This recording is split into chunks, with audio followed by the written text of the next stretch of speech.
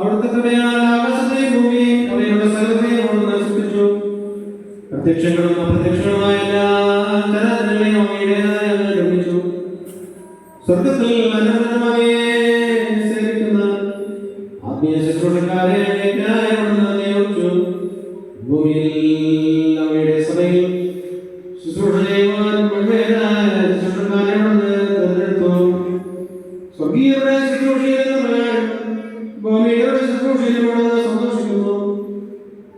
അവരുടെ സേവനത്തിന് വിവിധ ഗൃഹത്തിൽ അവിടുത്തെ മഹാനായ ശുശ്രൂഷക്കാരെ അവിടുന്ന് നിയോഗിച്ചു. ഇവർ സ്തോത്രകീർത്തനങ്ങളാൽ നിത്യവും അവിടുത്തെ പരിശുദ്ധ നാമവും ആചരിക്കുന്നു. അവരുടെ ശുശ്രൂഷകളിലും കീർത്തനങ്ങളിലും അവിടുന്ന് ചെയ്യുന്നു. കാരുണ്യവാനായ കർത്താവേ, വിനയത്തോടെ തിരുസന്നിധിയിൽ നിൽക്കുമ്പോൾ നിന്റെ മക്കളെ കടാക്ഷിക്കുമാറാകണമേ. ഇവർ അവരുടെ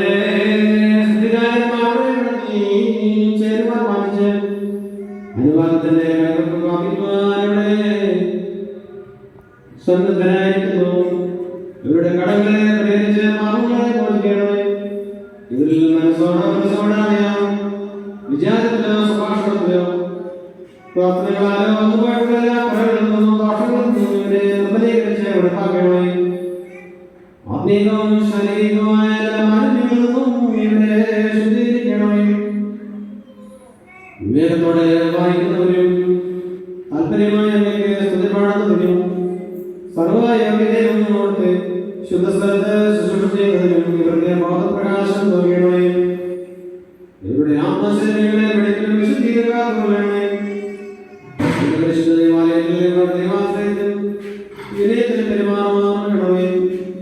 സ്വകീയമലാകമാനം പ്രകാരം ഇവരിൽ ഇവരുടെ സ്തോത്രങ്ങളിലും അവിടുന്ന് പ്രീതിപ്പെടണമേ. ആത്മശുദ്ധിയും പാദനൈർമല്യവും പരിശുദ്ധ ജീവിതവും വിനീത നടപടിയും വിവേകജ്ഞാനവും ഇവർക്ക് നൽകണമേ. ഇവരുടെ ആയുസ്സുമുള്ളവരിലേക്ക് തിരഞ്ഞെടുക്കപ്പെട്ട പാത്രങ്ങളായി തീരണമേ. ആയതിന്റെ മാതാവായ പരിശുദ്ധ പിതാക്കന്മാരായ പരിശുദ്ധരായിരിക്കുന്നു.